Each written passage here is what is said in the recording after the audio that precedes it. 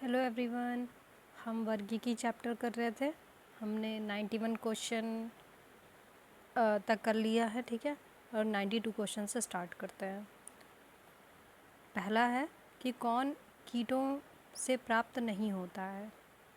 देखिए, रेशम रेशम के कीट से होता है। शहद मधुमक्खी जो कि एक सामाजिक कीट है। लाख वो भी एक प्रकार के कीट से ही प्राप्त होता है, ठीक है। एक सेकेंड। ये देखें, रेशम का कीट रेशम ये शहतूत के पत्तों पे पनपता है। लाख कैरिया लैक्का एवं लैसिफर लैक्का नामक कीट से प्राप्त होता है। मधुमक्खियाँ सामाजिक कीट हैं जो फूलों से मकरंद इकट्ठा कर शहद का निर्माण करती हैं। मोती वस्तुतः मोलस्का संघ के जीव पिंक टैडा या फिर पर्ल ऑयस्टर द्वारा प्राप्त किया जाता है। वो जीव है, कीट नहीं है। क्वेश्चन नंबर 93, निम्नलिखित में से कौन सी औषधीय फसल है। तो भैया ये दोनों तो औषधि नहीं हो सकती, गन्ना और कपास, क्योंकि ये तो नकदी फसलें हैं। महुआ जो है वो उष्ण कटिबंधीय वृक्ष है, ठीक है। और इस फल से क्या होता है, इससे तेल निकाला जाता है और शराब बनाई जाती है इसके फूल से। और घृत कुमारी मतलब एलोवेरा। बहुत से लोगों को शायद ये नहीं पता होगा, मुझे भी नहीं पता था कि घृत कुमारी और एलोवेरा एक ही चीज़ है। क्वेश्चन नंबर 94, कुनैन जो मलेरिया के लिए एक औषधि है वो प्राप्त होती है, किससे प्राप्त होती है। आवृत बीजी पौधे से, पादप से। कुनैन कुनैन जो है वो मलेरिया के उपचार के लिए एक औषधि है जिसे सिनकोना नामक पौधे की छाल से प्राप्त किया जाता है। यह पौधा एक आवृतजीवी पादप है। कुनैन एक प्राकृतिक श्वेत क्रिस्टलीय एल्कलॉइड है जिसका स्वाद तीखा होता है। इसका उपयोग जोड़ों के दर्द तथा प्रियॉन से उत्पन्न रोगों के उपचार के लिए किया जाता है। क्वेश्चन नंबर 95, मलेरिया रोग की प्रभावी औषधि कुनैन का निष्कर्षण किया जाता है, तो ये किया जाता है सिनकोना की छाल से। क्वेश्चन नंबर 96, कुनैन जो मलेरिया के इलाज में प्रयोग की जाती है सिनकोना पादप से किस भाग से पाई जाती है। तो ये छाल देखिए रिपीटेड है, ठीक है। 2-3 क्वेश्चन ये और ये, ठीक। 96 हो गया। 97, कुनैन फिर से सिनकोना पादप के किस भाग में प्राकृतिक रूप से पाई जाती है, तो छाल से हो। क्वेश्चन नंबर 98, मलेरिया निदान हेतु आर्टीथर नाम की औषधि प्राप्त होती है, किससे। बीजीय पादप से। मलेरिया निदान हेतु आर्टीथर नामक औषधि बीजीय पादप सीडेड प्लांट से। बीजीय पादप मतलब सीडेड प्लांट, कभी कभी इंग्लिश आसान हो जाती है नहीं। एट्रेविन, क्लोरोक्विन इत्यादि ये मतलब मलेरिया की दवाइयाँ हैं, ये एट्रेविन और क्लोरोक्विन। ध्यातव्य है कि मलेरिया प्लाज्मोडियम नामक प्रोटोजोआ द्वारा होता है। ये अक्सर पीसीएस वाले क्वेश्चंस में पूछता है, इस तरह के क्वेश्चन देखिए पीसीएस में पूछा है। मलेरिया प्लाज्मोडियम मैच कराने को अभी लास्ट जो आया था उसमें मलेरिया को मतलब इसके प्रोटोजोआ मतलब ये प्रोटोजोआ है तो इससे मैच कराना था। 4 ऑप्शन थे और आपस में मैच कराना था। इसका वाहक कौन है, मादा एनोफिलिस मच्छर है। क्वेश्चन 99, सिनकोना की छाल से प्राप्त औषधि को मलेरिया के उपचार के लिए प्रयुक्त किया जाता था। जिस कृत्रिम औषधि ने इस प्राकृतिक उत्पाद को प्रतिस्थापित किया है वह क्या है, क्लोरोक्विन। कुनैन नामक एल्कलॉइड सिनकोना पौधे की छाल से तैयार की जाती है जो कि मलेरिया रोग के उपचार में उपयोग की जाती है, किंतु क्लोरोक्विन नामक कृत्रिम औषधि ने इस प्राकृतिक उत्पाद को प्रतिस्थापित किया है। मतलब एक तो ये हो गया कि क्लोरोक्विन ये कृत्रिम औषधि है, कृत्रिम है, ठीक है। और प्राकृतिक जो इसका है वो कुनैन की छाल वाला जो है उसको रिप्लेस कर दिया है, ठीक है इसने। और क्वेश्चन नंबर 100 देखते हैं फिर।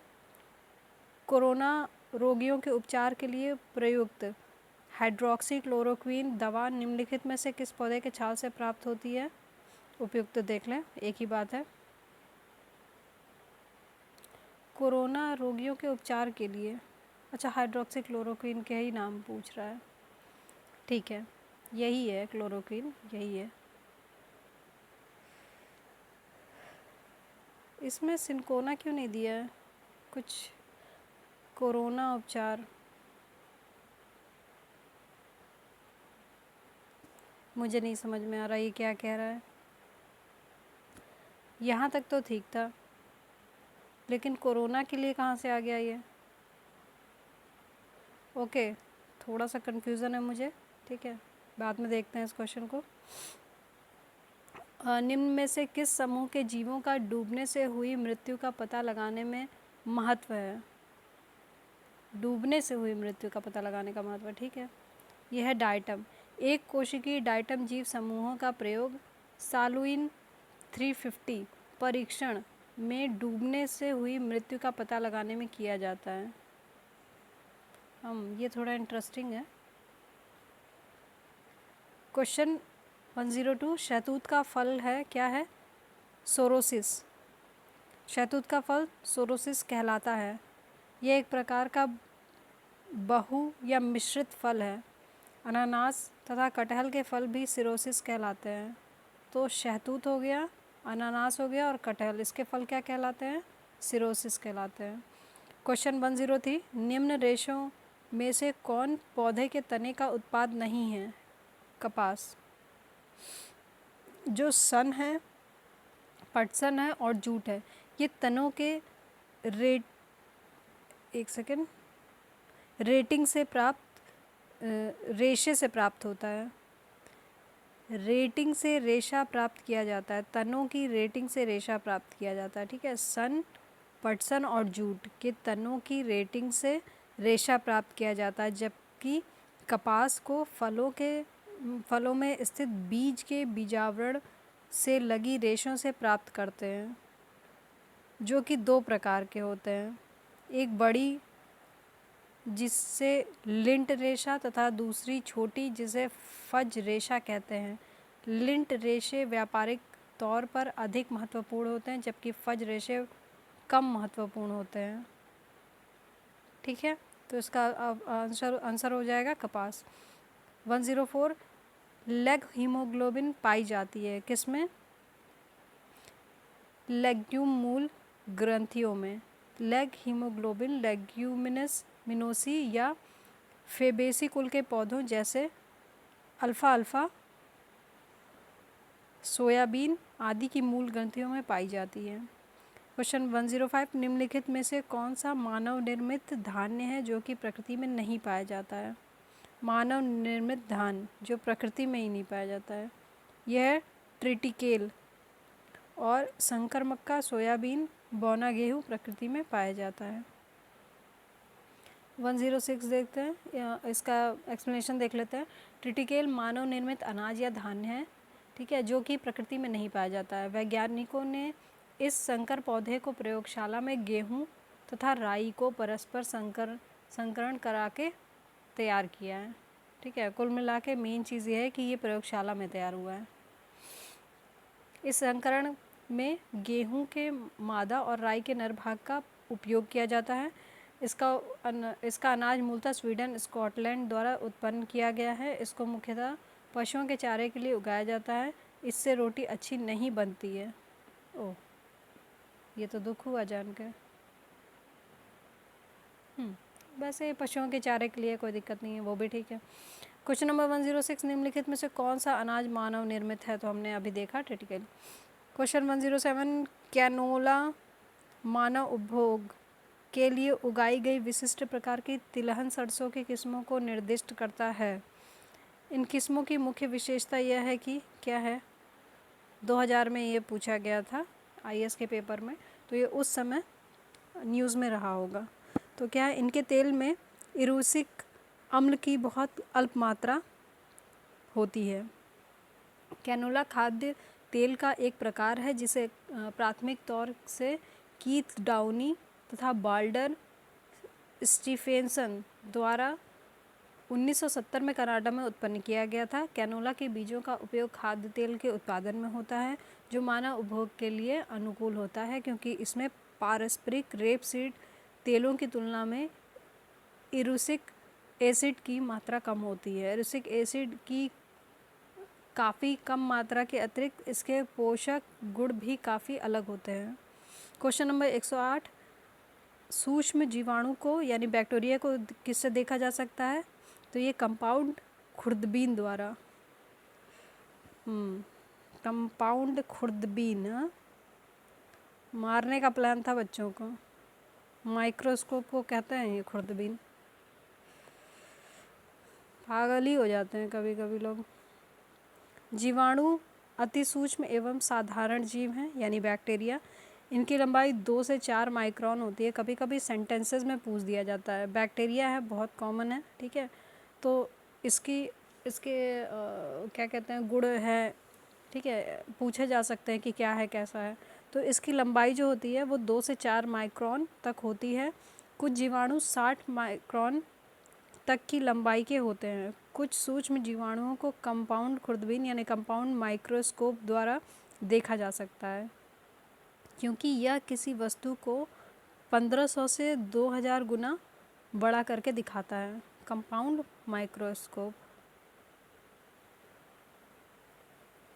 क्वेश्चन 109, स्पॉन्जी टिश्यू यानी स्पंजी ऊतक एक ऐसी गंभीर समस्या है जिसके कारण आम की जिस प्रजाति का निर्यात को प्रभावित हो रहा है, ये करंट का क्वेश्चन रहा होगा 2000 में, ठीक है, 2002 में, वह है अल्फांसो। क्वेश्चन नंबर 110, कथन है कुछ जीवाणु अपना भोजन संश्लेषित कर सकते हैं। तो ये तो सही बात है। और कारण क्या है? इन जीवाणुओं में हरा पदार्थ जो हरित लवक कहलाता है पाया जाता है। तो ऐसा नहीं है, आर गलत है। देखिए इसका एक्सप्लेनेशन देखते हैं। पोषण के आधार पर जीवाणु परपोषी तथा स्वपोषी होते हैं, ठीक है। बैक्टीरिया जो है वो परपोषी और स्वपोषी होते हैं। स्वपोषी जीवाणु कार्बन डाइऑक्साइड तथा अकार्बनिक पदार्थों से अपना भोजन स्वयं बना लेते हैं। स्वपोषित है तो खुद बनाएंगे। किससे बनाएंगे? कार्बन डाइऑक्साइड से बनाएंगे। और किससे बनाएंगे? अकार्बनिक पदार्थों से बना लेंगे। ये जीवाणु 2 प्रकार के प्रकाश संश्लेषी तथा रसायन संश्लेषी होते हैं, ठीक है। इन जीवाणुओं में हरित लवक का अभाव होता है, ठीक है, क्लोरोप्लास्ट नहीं होता है इनमें। कुछ जीवाणुओं में पर्णहरिम क्लोरोफिल से मिलते जुलते रंग द्रव्य होते हैं जिससे ये प्रकाश संश्लेषण की क्रिया करते हैं। इसमें देखिए इन जीवाणुओं में हरित लवक यानी क्लोरोप्लास्ट नहीं होता है, इनमें होता है क्लोरोफिल, और ये प्रकाश संश्लेषण की क्रिया करते हैं और अपना भोजन बना लेते हैं, ठीक है। क्वेश्चन नंबर 111, सूक्ष्म जीवाणु के बारे में कौन से कथन सत्य हैं? लो पहले ही बोल दिया कोई नहीं है, ऑप्शन डी कोई नहीं सही है। पढ़ते हैं इसे, क्या है, ये जीवित व मृत की सीमा रेखा पर होते हैं। ऐसा तो नहीं है। ये वनस्पति व जानवर की सीमा रेखा, अरे बाबा क्या ही बोल रहा है। ये फूल देने वाली व फूल न देने वाली वनस्पति की सीमा रेखा, क्या बोल दिया। जीवाणु सबसे सरल, अति सूक्ष्म तथा एक कोशिकीय आद्य यानी प्रिमिटिव जीव हैं जिन्हें मुनेरा जगत में रखा गया है, ठीक है। बैक्टीरिया को जीवाणु हमारे लिए लाभदायक और हानिकारक दोनों होते हैं, ठीक है। इनका अध्ययन जीवाणु विज्ञान बैक्टीरियोलॉजी में किया जाता है। क्वेश्चन नंबर 112, कथन है कि मरुस्थलीय पौधों के जड़ तंत्र काफ़ी लंबे होते हैं, ठीक है। हाँ तो सही बात है, मरुस्थल है, पानी ऊपर नहीं मिलेगा, पानी की खोज में निकल पड़ते हैं ज़मीन के अंदर अंदर अंदर अंदर। कारण है मृदा का उच्च तापमान जड़ विकास को प्रोत्साहित करता है, तो गलत हो गया कारण। मरुस्थलीय पौधों के अंतर्गत कौन कौन से आते हैं? कैक्टस आता है, मदार आता है और घिक्वार आता है, एलोय बोलते हैं, जो कि शुष्क वातावरण में अपना जीवन चक्र पूर्ण कर लेने की क्षमता रखते हैं। इन पौधों में जड़ तंत्र यानी रूट सिस्टम, मृदा से जल की खोज के लिए काफ़ी लंबे होते जाते हैं तथा इनके तने छोटे, रूपांतरित एवं कभी कभी भूमिगत होते हैं। क्वेश्चन नंबर 113, मरुस्थलीय पौधों की जड़ें लंबी होती हैं क्योंकि तलाश जारी रहती है। तलाश, जड़ें पानी की तलाश में लंबी हो जाती हैं। क्वेश्चन 114, मरुस्थल में फ्रिएटोफाइटस मिलते हैं, यानी ऐसे पादप जिनमें लंबी मूसला जड़ होती है। घुमा घुमा के एक ही क्वेश्चन, ठीक है। ये वो पौधे हैं जिनमें जल को संचित रखने की विशिष्ट तरीके विकसित हो जाते हैं। इन पौधों के जड़ें लंबी हो जाती हैं जो भूमि में काफ़ी गहराई तक जाकर पानी का अवशोषण करती हैं और ये वस्तुतः 25 से 30 मीटर तक की लंबाई ग्रहण करके भूमिगत जल की सतह पर पहुंच जाती हैं, ठीक है। क्वेश्चन नंबर 114, शुष्क जलवायु के भली भांति अनुकूलित पेड़ पौधे को कहते हैं, क्या कहते हैं? मरुद्भिद। शुष्क जलवायु में मरुद्भिद, ठीक है, ज़ीरोफाइट, जो कि अपने शरीर को शुष्क वातावरण के प्रति पूर्णतया अनुकूलित कर लेते हैं, ऐसे पौधे, ठीक। जल के उत्स्वेदन को कम करने के लिए इनकी बाह्य त्वचा मोटी उपचर्म क्यूटिकल की परत से ढकी रहती है तथा पत्तियां कांटों में परिवर्तित हो जाती हैं। देखिए, जो शुष्क वातावरण में होगा तो वो उनकी पत्तियां मोटी होंगी, क्यों? और वो कांटों में बदल जाएंगी। इनकी त्वचा मोटी होगी और पत्तियां कांटों में बदल जाएगी। उससे क्या होगा? उससे ये होगा कि जो वाष्पीकरण होता है वो नहीं होगा, मतलब वो कम हो जाएगा बिल्कुल, वरना वो पौधे फट से सूख जाएंगे, है ना। इसके अंतर्गत क्या होते हैं? नागफनी है, मदार है। अब नागफनी का पौधा देख लीजिए, उसके कितने मोटे पत्तियां और वो कांटों जैसी हो जाती हैं, कांटे हो जाते हैं उसमें।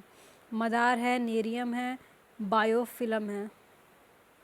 एक तो हमें याद है, ठीक है, नागफनी तो नॉर्मल नाम है, चलो। मदार, नेरियम और ब्रायोफिलम, ठीक है, ये सब पौधे आते हैं। मरुभूमि के पादप अधिकतर क्या होते हैं? मांसल होते हैं। क्यों? क्योंकि कुछ भाग जल को संचित रखने के लिए मांसल होना पड़ता है, ठीक है, जल को संचित रखते हैं। क्वेश्चन 117, पौधे जो नमक युक्त मिट्टी में उगते हैं उनको क्या कहते हैं? हेलोफाइट कहते हैं।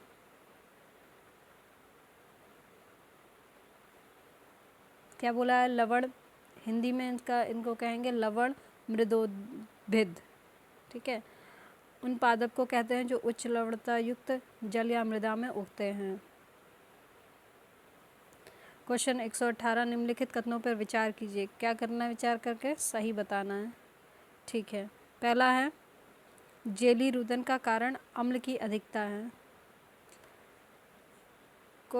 सेकंड है, गन्ने के लिए सर्वाधिक अनुकूल जैव उर्वरक राइजोबियम है, ठीक है। गन्ने के लिए नहीं है राइजोबियम, तो ये तो गलत हो जाता है, गन्ने के लिए नहीं है भाई।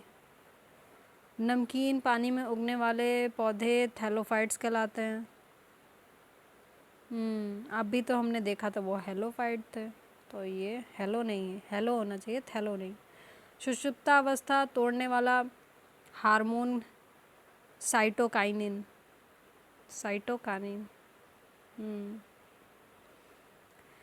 ठीक है। हम देखेंगे, ये हो जाएगा ऑप्शन डी सही हो जाएगा इसका, पहला और चौथा, ठीक है। अब इसका एक्सप्लेनेशन देख लेते हैं। जेली रुदन का कारण अम्ल की अधिकता है। जेली रुदन का इंग्लिश में होता है तो समझ में आता है जेली रुदन ही क्या है, ठीक है, अम्ल की अधिकता है।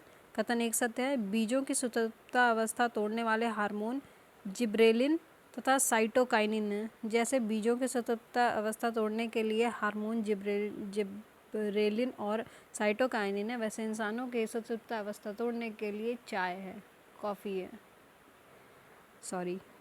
आगे चलते हैं। गन्ने के लिए सर्वाधिक अनुकूल जैव उर्वरक क्या है? एसिटोबैक्टर, तो दूसरा गलत हो गया। नमकीन पौधे में हेलोफाइट, ठीक है। आगे चलते हैं। 119, एपीफाइट्स वे पौधे हैं जो अन्य पौधों पर निर्भर हैं यांत्रिक अवलंबन के लिए। तो एपिफाइट्स यानी अधिपादप बोलते हैं, जो दूसरे जीवित पौधों पर उगे या लगे रहते हैं। ये अपना भोजन खुद बनाते हैं, भले ही वो दूसरे पौधों पे लगे रहते हैं, लेकिन अपना भोजन खुद बनाते हैं, क्योंकि इनमें पर्णहरित यानी क्लोरोफिल पाया जाता है। ये सिर्फ पोषक पौधों पर यांत्रिक अवलंबन के लिए निर्भर रहते हैं। इन्हें वायवीय पादप एरियल प्लांट्स भी कहा जाता है, क्योंकि इनकी जड़ें मृदा से नहीं लगी रहती हैं। इसके अंतर्गत ऑर्किड्स के पौधे आते हैं। ऑर्किड देखा है? ऑर्चिड्स। आगे चलते हैं। क्वेश्चन 120, जल की अधिकतम मात्रा जिसकी पौधों को आवश्यकता होती है, वह उसे अवशोषण निम्न के माध्यम से करते हैं। जड़ों के बालों से। पौधे द्वारा जड़ों की बालों द्वारा भूमि से जल का अवशोषण करते हैं। जड़ों के बाल यानी रूट हेयर एक प्रकार की पतली भित्ति वाली एक कोशिकीय संरचनाएं हैं, जो जड़ों के बाहरी भाग एपिडर्मिस से निकलती हैं। ठीक है। क्वेश्चन 121, हाइड्रोफाइट क्या कहलाते हैं? कहते हैं किनको? हाइड्रो जल, एक जलीय पौधा है हाइड्रो जल। ठीक है। बहुत अधिक जल वाले स्थान पर पाए जाने वाले पौधों को हाइड्रोफाइट्स यानी जलोद्भिद कहते हैं। इनमें बड़े बड़े अंतराकोशिकीय स्थान इंटरसेलुलर स्पेसेस होते हैं, जिनमें वायु भरी होती है, जो कि पौधों के तैरने में सहायक होते हैं। इन पौधों में यांत्रिक ऊतक मैकेनिकल टिश्यू भी बहुत कम विकसित होते हैं या उनका पूर्ण अभाव होता है। क्वेश्चन 122, पौधों द्वारा ली गई विकीर्ण ऊर्जा निम्न परिणाम देती है। जल का प्रकाश अपघटन, इसे समझते हैं ये क्या है? पौधों द्वारा ली गई विकिरण यानी रेडिएंट एनर्जी का परिणाम जल का प्रकाशीय अपघटन फाइटोसिस ऑफ वाटर होता है, जिसमें जल के अणु टूटकर हाइड्रोजन तथा ऑक्सीजन गैस बनाते हैं और इनमें हाइड्रोजन आयन इलेक्ट्रॉन वाहक का कार्य करता है। जल का प्रकाशीय अपघटन प्रकाश कर्म में संपन्न होता है। थोड़ी कम हिंदी होती तो ज़्यादा अच्छा होता। क्वेश्चन 123, निम्नलिखित में से कौन से जीव अपरदहारी ड्रेटाइटिवोर हैं? ना हिंदी समझ में आई ना इंग्लिश। IS जय जिंदाबाद।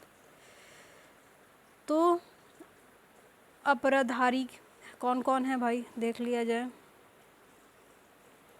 केचुआ है, ठीक है, पहले तो ये देख लें, ऑप्शन सी सही है। केचुआ है, सहस्त्रपादी है, मिलीपीड, और क्या है? कास्ट यूका, वुड लाइस। देखिए डेट्राइटिवोर्स यानी अपरदहारी हेट्रोट्रॉफ हैं, जो अपना पोषण अपरद, मृत या सड़े गले पौधों या जानवरों को खाकर प्राप्त करते हैं। केचुआ, कास्ट यूका एवं सहस्त्रपादी, केचुआ, कास्ट यूका एवं सहस्त्रपादी मिलीपीड्स अपरदहारी हैं। क्वेश्चन 124, निम्न में से किसका सही सुमेल नहीं है पूछा है। तो तृणभक्षी गौड़ उपभोक्ता।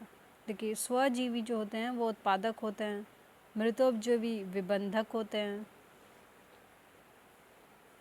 और परोपजीवी उपभोक्ता होते हैं। उत्पादक स्वजीवी, ठीक है, लिखा है उत्पादक यानी प्रोड्यूसर स्वजीवी होती हैं, जो कि अपना भोजन स्वयं बना लेते हैं, इसीलिए इनको उत्पादक ही बोलते हैं। ठीक है। उपभोक्ता परोपजीवी होते हैं, अर्थात दूसरे जीवों से अपना भोजन ग्रहण करते हैं, ये भी ठीक है, कंज्यूम करते हैं। और विबंधक मृतोपजीवी होते हैं, जो अपना भोज्य पदार्थ मृत जीवों से ग्रहण करते हैं। ये तीन चीज़ें ठीक है, कोई दिक्कत नहीं। तृणभक्षी गौड़ उपभोक्ता न होकर प्राथमिक उपभोक्ता होते हैं, जो कि शाखा तृणभक्षी यानी कि घास फूस खाने वाले, तृण घास फूस, ठीक है। तो ये शाकाहारी हो गए, ठीक है। प्राथमिक उपभोक्ता हुआ, घास फूस खाते हैं क्योंकि। 125वां क्वेश्चन, प्रथम पोषक स्तर के अंतर्गत कौन आता है?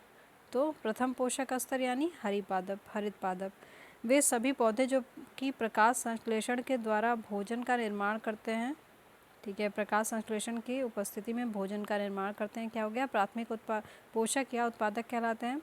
पौधे प्रकाश संश्लेषण हरे रंग के लवक की सहायता से करते हैं। ठीक है, क्लोरोफिल कहते हैं। क्लोरोफिल के कारण पौधे हरे होते हैं। ठीक है, यहाँ पे हो गया। क्वेश्चन नंबर 126, जीवों के निम्नलिखित प्रकारों पर विचार कीजिए। तो क्या बताना है कि उपयुक्त में से कौन से जीव महासागरों की आहार श्रृंखलाओं में प्राथमिक उत्पादक हैं? महासागरों की जो आहार श्रृंखला में प्राथमिक उत्पादक हैं, तो ये कौन कौन से हैं? Second and third. तो साइनोबैक्टीरिया हो गया और डाइटम हो गया। महासागर की आहार श्रृंखलाओं में प्राथमिक उत्पादक। तो साइनोबैक्टीरिया पानी में प्राकृतिक रूप से पाए जाने वाले सूक्ष्म जीव हैं जो कि प्रकाश संश्लेषण द्वारा अपना भोजन बना लेते हैं। ठीक है, ये पानी में पाए जाते हैं और प्रकाश संश्लेषण में अपना भोजन खुद बना लेते हैं। इन्हें नील हरित शैवाल भी कहा जाता है। इस पर तो बहुत सवाल पूछता है यूपीपीसीएस। डाइटम प्रकाश संश्लेषण करने वाले शैवाल हैं। डाइटम क्या है? प्रकाश संश्लेषण करने वाले शैवाल हैं। अब देखिए, साइनोबैक्टीरिया भी शैवाल है और डाइटम भी शैवाल है। ठीक है, ये ताजे एवं समुद्री जल दोनों में पाए जाते हैं। जलीय खाद्य श्रृंखला के प्राथमिक उत्पादक हैं। ठीक, दोनों जल में पाए जाते हैं और उस खाद्य श्रृंखला में, उसमें जो खाद्य श्रृंखला होती है उसके उत्पादक हो गए प्राथमिक उत्पादक। और फोरामिनीफेरा विषम पोषी जीव हैं जो कि छोटे जीवों और कार्बनिक पदार्थों का उपभोग करते हैं, यानी कि ये नॉन वेजिटेरियन हो गए। और कॉपीपोड्स छोटे क्रिस्टेशियंस का एक समूह है जो मीठे एवं खारे दोनों तरह के जल में पाए जाते हैं। ठीक है, ये महासागरों के प्रमुख प्राथमिक उपभोक्ता हैं। ठीक, ओके। नेक्स्ट क्वेश्चन 127, आर्कीबैक्टीरिया के एक समूह को उत्पादन के लिए उपयोग में लाया जाता है, मीथेन के। देखिए, जो आर्कीबैक्टीरिया के लक्षण हैं सामान्य जीवाणुओं से भिन्न होते हैं, इसके मीथेनोजेंस समूह अवायवीय होते हैं तथा ये दलदल वाले स्थानों और पशुओं के रुमेन में पाए जाते हैं। इनका उपयोग मीथेन के उत्पादन में होता है। तो आर्कीबैक्टीरिया के एक समूह के उत्पादन के लिए उपयोग में लाया जाता है मीथेन के। क्वेश्चन 128, अधिकांश कीट श्वसन कैसे करते हैं? वातक तंत्र से। वातक तंत्र को क्या कहते हैं? ये कहते हैं ट्रैचियल सिस्टम। सभी कीटों में श्वसन की क्रिया होती है जिसके दौरान वे ऑक्सीजन को शरीर के अंदर ग्रहण करते हैं और कार्बन डाइऑक्साइड को बाहर निकालते हैं।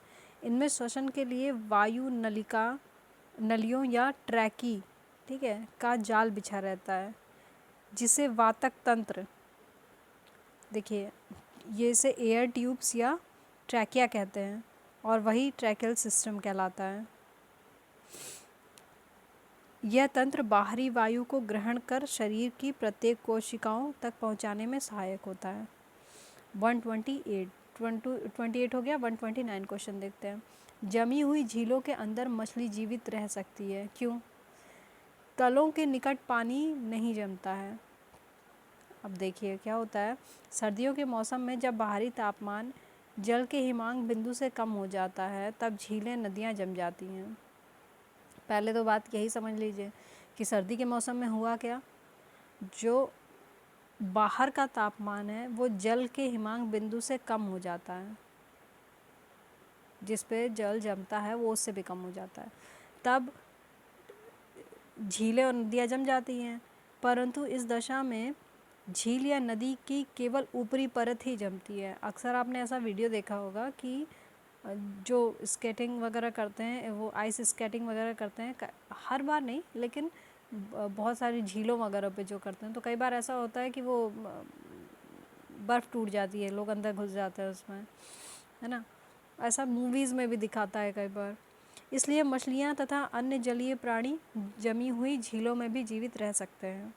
क्वेश्चन 130, जल के बाहर निकाल ली जाने पर अच्छा, मछली जल की रानी है ना, उसको बाहर निकाला तो वो मर जाएगी, वो वाली बात है। क्यों? वे श्वसन नहीं कर पाती है। ऑप्शन सी, जल से मत्स्यों को बाहर निकाल देने पर वह मर जाती हैं क्योंकि वो श्वसन क्रिया नहीं कर पाती हैं। मछलियों के श्वसन के लिए गिल्स पाए जाते हैं जो कि पूर्णतः जल में घुली ऑक्सीजन को ही ग्रहण करने के लिए अनुकूलित होते हैं। नेचर ने भी कमाल बनाया ना।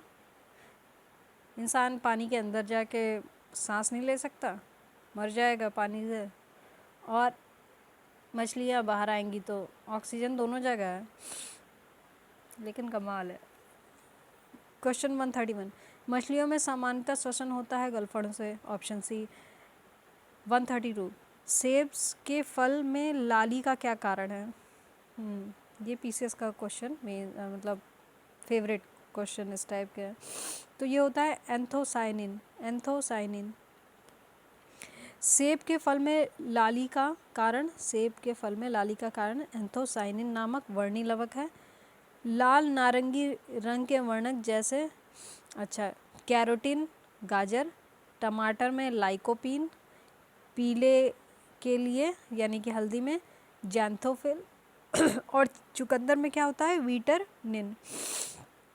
ठीक है, याद करते हैं, गाजर में कैरोटीन, टमाटर में लाइकोपीन और हल्दी में जैंथोफिल और चुकंदर में विटामिन। ठीक है।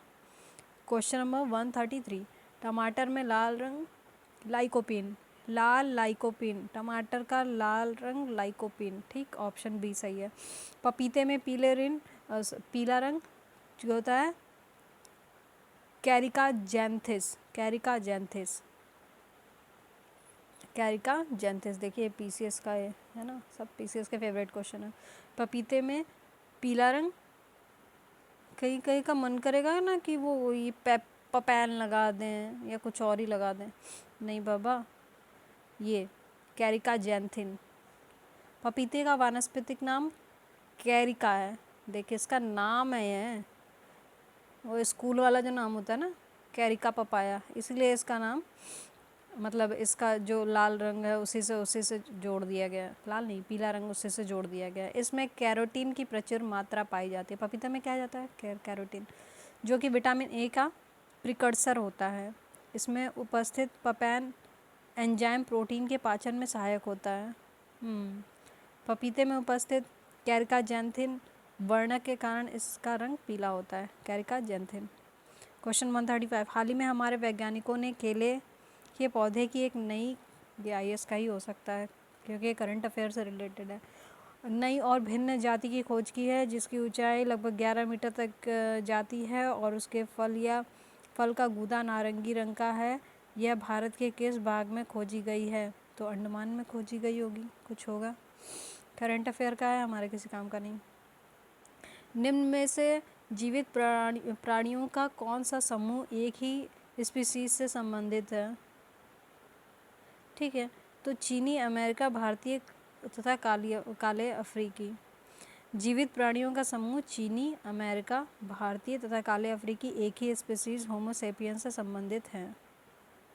ओके, बात ये है, जबकि शेष विकल्प में जंतुओं का समूह अलग अलग स्पीसीज से है। ठीक है। क्वेश्चन 137, खमीर एक उदाहरण है कवक का। खमीर क्या है? कवक। खमीर एक कोशिकीय सूक्ष्मजीव है। यह शर्करा युक्त कार्बनिक पदार्थों में बहुतायत से पाया जाने वाले विशेष प्रकार का कवक है। ठीक है। क्वेश्चन नंबर 138, यीस्ट और मशरूम हैं। यीस्ट फफूंद है, फंगी। ठीक है, फंगी। यीस्ट और मशरूम फफूंद अर्थात कवक हैं। खमीर, यीस्ट और मशरूम हो सकता है आपस में देखने से एक जैसे ना लगे, लेकिन हैं कवक। ठीक है, ये पर्णहरिम रहित तथा संवहन ऊतक रहित होते हैं। जो कि भोजन के लिए दूसरों पर निर्भर होते हैं। अगर उसमें पर्णहरित होता तो वो खुद ना बना लेते, ठीक है, इसका मतलब उसमें नहीं है। यीस्ट एस्कोमाइसिटीज़ कुल का, जबकि मशरूम बेसिडियोमाइसिटीज़ कुल का एक सदस्य है। चलिए ये दोनों आपका काम नहीं आएगा। नेक्स्ट, मशरूम क्या है? कवक है। रसेदार सब्जी में प्रयोग होने वाला मशरूम कवक होगा, और क्या होगा? कवक है, ठीक है। क्वेश्चन 141, कपास का प्रमुख घटक क्या है? सेल्यूलोज। कपास सेल्यूलोज। कपास का प्रमुख रासायनिक घटक सेल्यूलोज है, जिसकी मात्रा 91 से 94% तक होती है। इसमें जल की लगभग 6 से 8% सूक्ष्म मात्रा में वसा, प्रोटीन, प्रोटोप्लाज्म, खनिज, लवण आदि पाए जाते हैं। तो क्या हुआ कपास का प्रमुख घटक? सेल्यूलोज। 142 है, निम्नलिखित समूहों में से किन में ऐसी जातियां होती हैं जो अन्य जीवों के साथ सहजीवी संबंध बना लेती हैं? ठीक है, अन्य जीवों के साथ सहजीवी संबंध कौन बना लेगा? तीनों बना लेंगे। सोशल टाइप के हैं तीनों। नाइडेरिया है, कवक है, और आदि जंतु यानी प्रोटोजोआ है। नाइडेरिया है, कवक यानी फंजाई है, और आदि जंतु यानी प्रोटोजोआ है। सहजीविता दो या दो से अधिक प्रजातियों के सदस्यों के मध्य सहजीवी संबंध है। ठीक है, सहजीव साथ रह रहे हैं, नाम से पता चल रहा है सहजीव, दो लोग साथ रह रहे हैं या दो से अधिक लोग साथ हैं। ठीक है, नाइडेरिया समूह के सदस्य का डाइनोफ्लैटेल शैवाल के साथ सहजीवी संबंध होता है। लाइकेन शैवाल कवक से जुड़े सहजीवी संबंध प्रदर्शित करते हैं। प्रोटोजोआ का सहजीवी संबंध बैक्टीरिया, साइनोबैक्टीरिया के साथ पाया जाता है। ठीक। 143, प्रकृति में निम्नलिखित में से किन जीवों के मृदा विहीन सतह पर जीवित पाए जाने की सर्वाधिक संभावना है? मृदा विहीन मतलब मिट्टी नहीं है तब भी उड़ जाएंगे। तो कौन है? एक तो ये हो गया मास हो गया, और एक लाइकेन हो गया। मास और लाइकेन, माइस और lichen, option C. Lichen thallophyte समूह के सदस्य हैं जो कवक एवं शैवाल दोनों से मिलकर बनते हैं। ओके, लाइकेन कवक और शैवाल दोनों से मिलकर बनते हैं। इसमें कवक एवं शैवाल का संबंध परस्पर सहजीवी जैसा होता है। ठीक है, कवक जल, खनिज, लवण, विटामिन शैवाल को देता है तथा शैवाल प्रकाश संश्लेषण क्रिया द्वारा कार्बोहाइड्रेट्स का निर्माण कर कवक को देता है। समझ गए? एक ने खाना बनाया, दो पड़ोसी हैं, एक ने खाना बनाया उनके घर में पहुँचाया, बर्तन गया तो दूसरे ने बनाया और उनको दे दिया। इस तरह लाइकेन के विकास हेतु मिट्टी की आवश्यकता नहीं है, तीसरे की जरूरत ही नहीं है। मॉस एक बिना पुष्प वाला पौधा है जिसमें तने एवं पत्ती होते हैं। इसमें पुष्प नहीं होता, मॉस में तने पत्ती होंगे तथा ये बीजाणु उत्पन्न करते हैं, परंतु इनमें कोई स्पष्ट मूल संरचना नहीं होती है। छाया एवं नमी मिलने पर ये कहीं भी उग सकते हैं। ठीक है, क्वेश्चन 144, शैवाल और कवक के मिलने से लाइकेन बनता है जिसे कहते हैं म्यूचुअलिज्म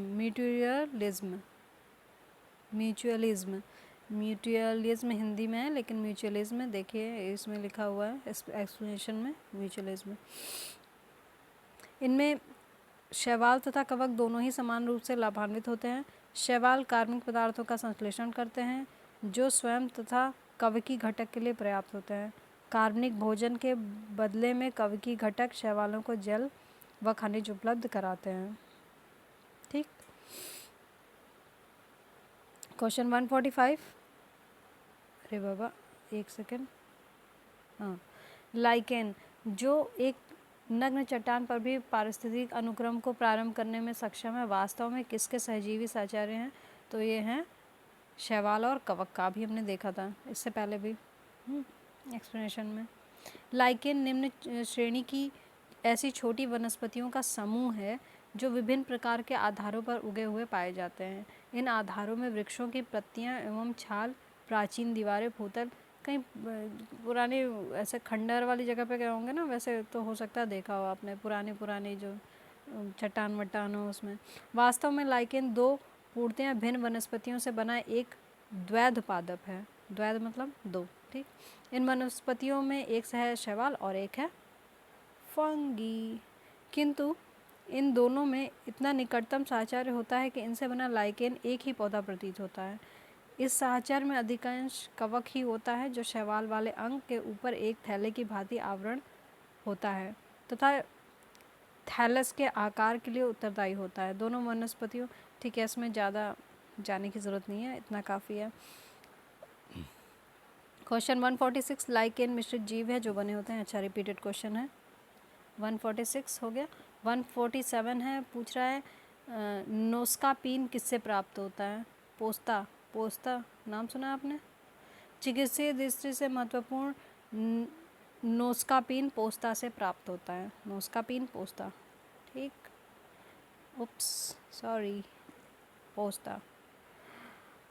148 हेरोइन प्राप्त होती है किससे? अफीम पोस्ता से। अफीम पोस्ता यह सफ़ेद रंग का पाउडर होता है जो अफीम पोस्ता से प्राप्त मॉर्फिन के संश्लेषण से बनाया जाता है। मॉर्फिन किससे प्राप्त होती है? फल से। मॉर्फिन पोस्ता के अपरिपक्व फलों से प्राप्त की जाती है। पोस्ता का पौधा एक आवृतजीवी पौधा है जिससे अफीम तथा हेरोइन भी प्राप्त किया जाता है। मॉर्फिन शब्द की उत्पत्ति मार्फियस से हुई है। इसका उपयोग दर्द निवारक औषधि तथा निद्रा कारक के रूप में किया जाता है। मॉर्फिन का सीधा प्रभाव केंद्रीय तंत्रिका दर्द, ये पता है, इसीलिए